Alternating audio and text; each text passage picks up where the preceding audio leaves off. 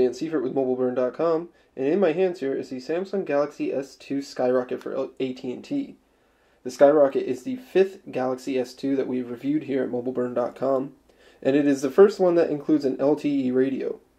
Otherwise, it's very similar to other Galaxy S II variants, such as the one for T-Mobile, and it's also very similar to the Samsung Galaxy S2 Epic 4G Touch for Sprint. The hardware should be very familiar looking if you've seen any one of our other videos, but we'll start off with a quick tour. For starters, we've got a 4.5-inch Super AMOLED Plus screen, so it's a little bit larger than the one found on the Galaxy S2 non-LTE version for AT&T, which is 4.27 inches. It's WVGA resolution, so it's 480 by 800 pixels.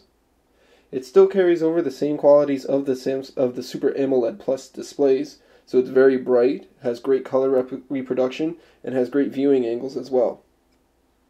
Below the screen are 4 capacitive buttons for menu, home, back, and search. Up above the screen is a front-facing camera, some light sensors, an earpiece, and of course a silk-screened AT&T logo. If we take a look at the side of the phone, we've got a basic volume rocker on the left-hand side. The Skyrocket is just about 9mm thick or so it's a little bit thicker than the non-LTE version of the Galaxy S2 that AT&T released a couple months ago, but it's similar in size to the Galaxy S2 for T-Mobile and the Galaxy S2 Epic 4G Touch for Sprint. At the bottom, we've got a micro USB charging port and a microphone right next to that. The other side of the device is pretty sparse as well, as it features only the power sleep unlock key that Samsung usually puts on the side of their phones as opposed to the top. The top of the device is housing home to a 3.5mm headphone jack and a noise-canceling microphone next to that. Now the back of the Skyrocket is a little bit different than the non-LTE version of the Galaxy S2. Instead of featuring a textured back cover, it's smooth. However, it does have a little bit of texturing and pattern to it, similar to like a brushed aluminum look. It is very prone to catching fingerprints and finger grease though. Inside into the back is an 8-megapixel autofocus camera with LED flash and can also record 1080p video. This is the same camera that we've seen on every other Galaxy S2 model so far. Down at the bottom is a loudspeaker on the right hand side. If we pop open the back cover, we can see the 1850 mAh battery that does have a near-field communications built into it, much like the one found on the non-LTE version and also T-Mobile's model. There's a micro SD slot right there. Does not come with any micro SD card out of the box. However, it does have 16 GB of internal storage, with roughly 13 GB available to the user. There is a SIM card slot there, of course, and it's compatible with AT&T's new LTE network, so it has an LTE-capable SIM card in there as well.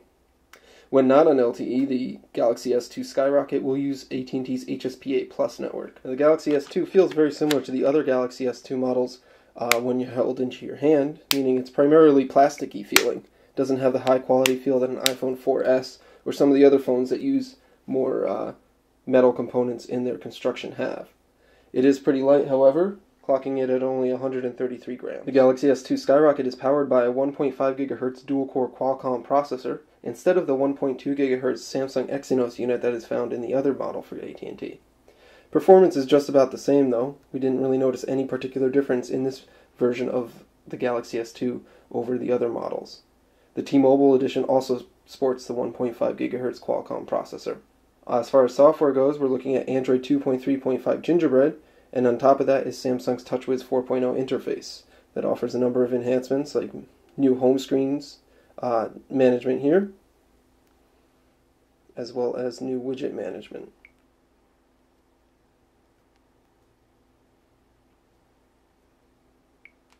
Overall performance is very fast on the phone, whether you're looking at the home screens or the app tray.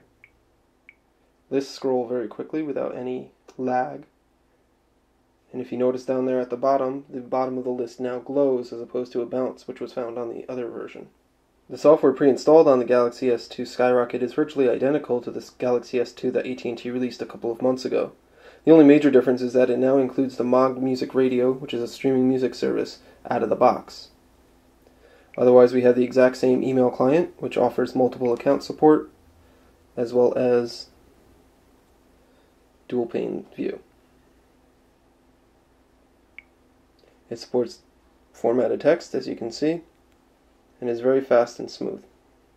Samsung and AT&T have also included the Keys Air application, which lets you manage content on the phone over a Wi-Fi network from your computer's web browser. You can manage messages as well as media content from the Keys Air app. As with the other Galaxy S2 models, the web browser on the Skyrocket is very fast, and it offers a number of unique advantages that Samsung has built into the Galaxy S2 series.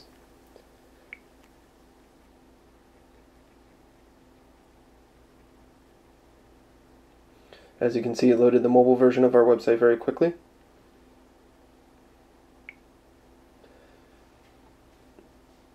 It also loads the desktop version very quickly as well, despite it having embedded video and ads.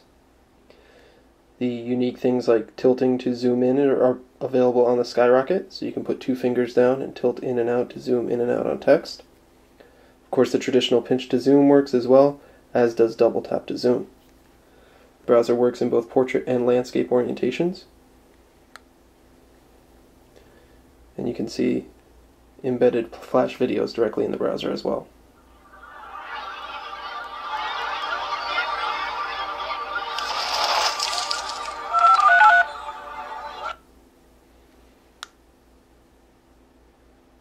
Zooming all the way out will bring you back to a multiple window management mode. You can then access multiple windows quickly and easily.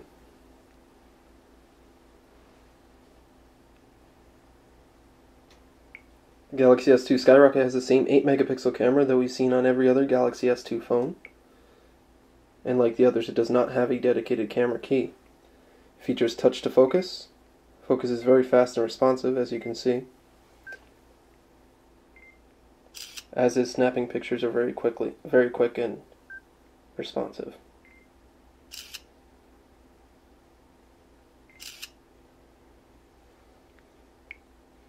You can review your photos immediately after taking them, and you can pinch to zoom for more detail.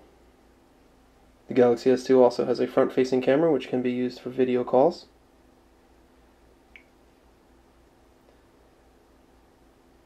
And there is also a camcorder that records 1080p video. You cannot zoom while recording video, however, it will continuously autofocus.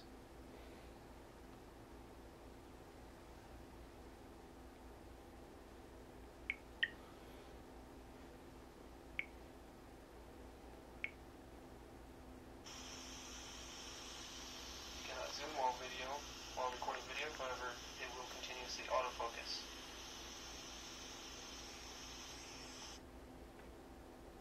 Samsung gives you the ability to adjust the shortcuts that are available to the camera while you're shooting still photos. So you can adjust things like ISO or your scene mode very quickly and easily.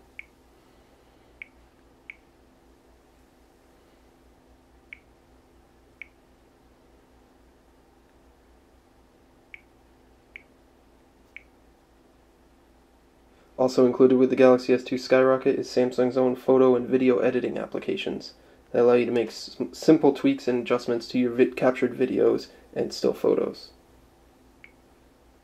That is our review of the Samsung Galaxy S II Skyrocket for AT&T. The Skyrocket is a very familiar phone at this point, as it is the same as most other Galaxy S2 models on the market, with the only glaring exception being the new LTE support for AT&T's just beginning LTE network. The LTE network is available in about 9 markets across the country right now. However, AT&T plans to have it available in about 15 before the end of the year, with more coming in 2012. As far as build quality goes and features, they are very similar to other Samsung Galaxy S2 phones, especially the T-Mobile version. Features the same 4.52-inch WVGA Super AMOLED Plus display, similar body design, and same 8 megapixel camera with autofocus flash and 1080p video. Samsung swapped the 1.2 GHz Exynos processor for a dual-core 1.5 GHz Qualcomm processor in the Skyrocket. However, performance is not dramatically different between the Skyrocket and the other Galaxy S2 model for AT&T. You can purchase the Galaxy S2 Skyrocket from AT&T now for about $149.99 on contract. This is Dan Seifert from mobileburn.com.